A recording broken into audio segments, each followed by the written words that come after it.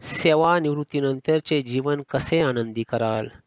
कोणत्याही क्षेत्रामधून, मग ते नोकरी असो, व्यापार असो, शेती असो, सेवानिवृत्त झाल्यानंतरचे जीवन हे खूप वेगळे असते. सततची धावपळ व सेवेशी निगडीत असणाऱ्या ताणतणावापासून मुक्त झालेले असते. हे जीवन आनंदी करावयाचे का दुःखी करावयाचे हे ज्याच्या त्याच्या विचारसरणीवर अवलंबून असते. जीवन आनंदी करण्यासाठी धर्म, अर्थ, काम व मोक्ष या 4 पुरुषार्थांचा विचार करून जीवनाचा प्रवास सुरू ठेवणे गरजेचे आहे. सर्वात महत्त्वाची गोष्ट म्हणजे हे जीवन आनंदी करण्यासाठी विज्ञान, मानसशास्त्र, शरीरशास्त्र व अध्यात्म यांचा योग्य वापर करून तन व मन यांचा योग्य मिलाफ घडवून आणणे खूप गरजेचे आहे.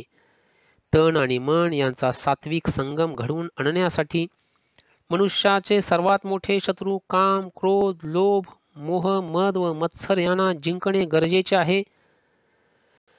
यांना जिंकणे नक्कीच सोपे नाही आणि हेही सत्य आहे, यांना जिंकणे अवघडही नाही. हे आपण दैनंदिन गोष्टींमधून समजून घेऊ. जर आपण 2-3 दिवस अंघोळ केली नाही तर आपल्या शरीराची दुर्गंधी येऊ लागते.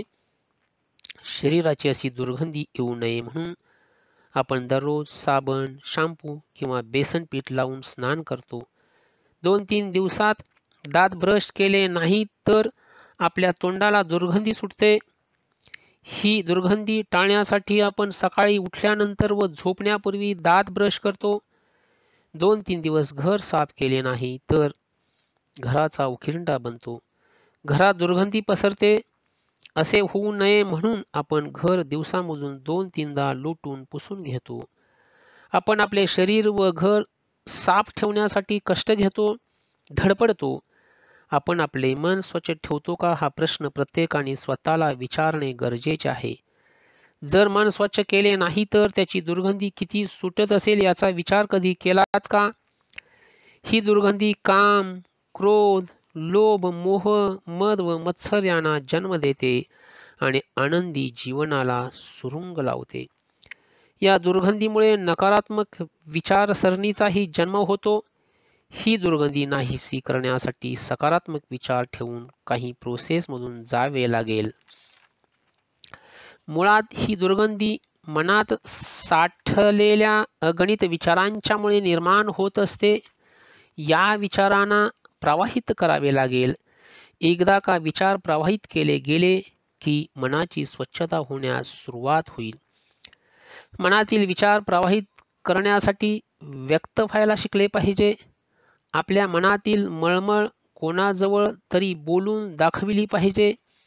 अगदी परमेश्वराजवळ बोलला तरी चालेल. इतरांना माफ करायला व आपलं चुकत असेल तर माफी मागायलाही शिकलं पाहिजे.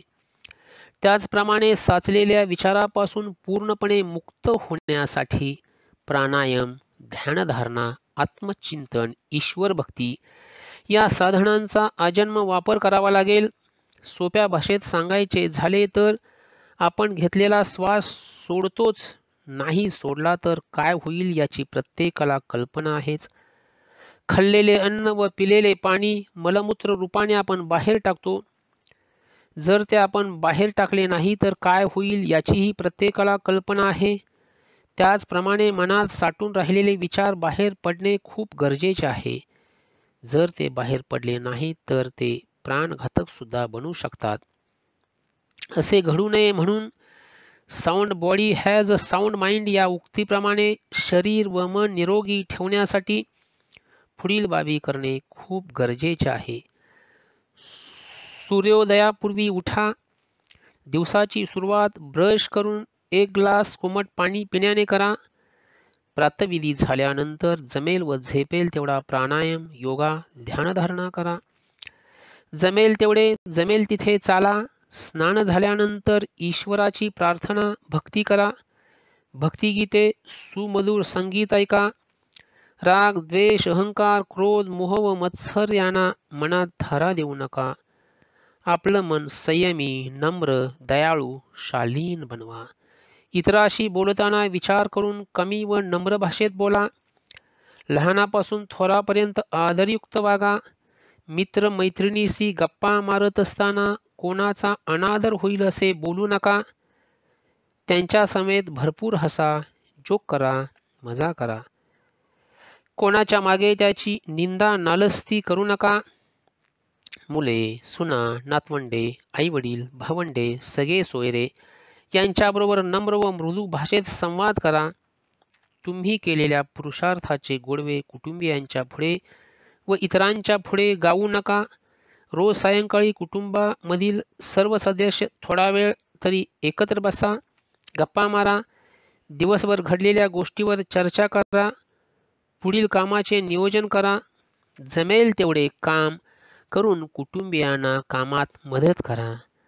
लहान मुलांना, नातवंडांना विनोद सांगा, गोष्टी सांगा. त्यांच्या संगे जमेल तेवढे खेळा, हसा, त्यांची गंमत करा. तुमच्याजवळ असलेल्या पैशाचा संपूर्ण कुटुंबासाठी फायदा होईल असे पैशाचे नियोजन करा. दानधर्म करा व मुलामुलींच्या संसारात जास्त लुडबुड करू नका. हुकुमशाही वृत्तीने कोणाशीही वागू नका. शक्य असेल तर सहकुटुंब किंवा मित्रांच्या समेत प्रेक्षणीय स्थळे पाहण्यासाठी निसर्गाच्या सानिध्यात जा, पण यासाठी कोणत्याही प्रकारचा अट्टहास नको. लाईफ पार्टनरची काळजी घ्या. उठसूट कोणालाही फुकटचा सल्ला देत बसू नका. जिभेला जिंका. योग्य खाण्यासाठी व योग्य बोलण्यासाठीच तिचा वापर करा. वेळच्या वेळी आरोग्य तपासणी करून घ्या. औषधे असतील तर ती वेळच्या वेळी घ्या. ॲडजस्टमेंट करण्याची सवय लावून घ्या. घरी बनवलेले पचनास हलके व भुकेपेक्षा कमी अन्न खा. तामसी फास्ट फूड अन्नापासून दूर राहा. आहारामध्ये फळभाज्या, पालेभाज्या भरपूर प्रमाणात खा. प्रत्येक दिवसाची जमेल तेवढी फळे, सुकामेवा खा. फ्रीजमधील पदार्थ लगेच खाऊ नका. दिवसामध्ये 2 ते 3 लिटर पाणी प्या. सर्व प्रकारच्या व्यसनापासून दूर राहा. जमेल तेवढे वाचन करा. थोर लोकांचे विचार ऐका. जमले तर लेखन करा. सतसंगतीत राहून जीवनाकडे सकारात्मक दृष्टीने पहा.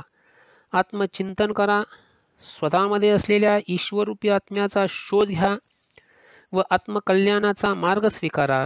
जर असे वागलात तर आनंदी तर व्हालच व त्याचबरोबर वंदनीय, पूजनीय ही बनाल. आनंदी रहा, सुखी रहा. ईश्वर आपलं भलं करो, कल्याण करो. जर हा व्हिडिओ आपल्याला आवडला असेल तर शेअर करा, लाईक करा, सबस्क्राईब करा. Have a happy, healthy and nice day.